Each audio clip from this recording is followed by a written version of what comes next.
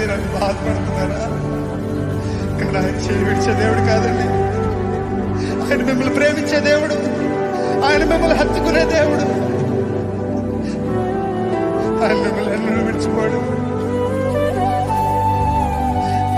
నువ్వు ఇంకా దూరంగా వెళ్తున్నావా? నువ్వు ఇంకా దగ్గరకు వస్తాడు.